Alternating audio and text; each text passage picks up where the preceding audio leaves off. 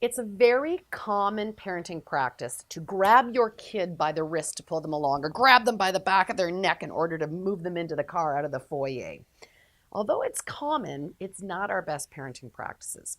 So I always start the question when we're looking at children's behavior by saying, what's the purpose? What's the usefulness? We often don't ask that about ourselves. What is the parenting purpose? What's the parenting usefulness of grabbing a child like this when we're trying to move them? Well, think about you being the recipient. What if your friend or your partner grabbed you by the wrist to move you along, or grabbed you by the scruff of your neck to move you along? I am sure you would feel demeaned.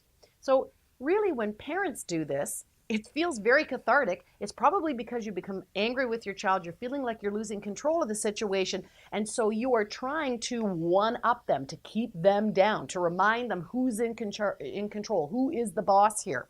So you are establishing a superior-inferior arrangement in the relationship. It might work temporarily, but here's the problem. We know from Adlerian psychology that cooperation flows when we are in mutually respectful relationships. When we have superior-inferior arrangements, all we end up doing is inviting a child to retaliate, so they'll look for the next opportunity, so they'll one-up us, and then we'll be demeaned by them. So if you want to get off this teeter-totter, superior-inferior, you got to make the first move. The next time you have to move your child somewhere, just grab them nicely and friendly.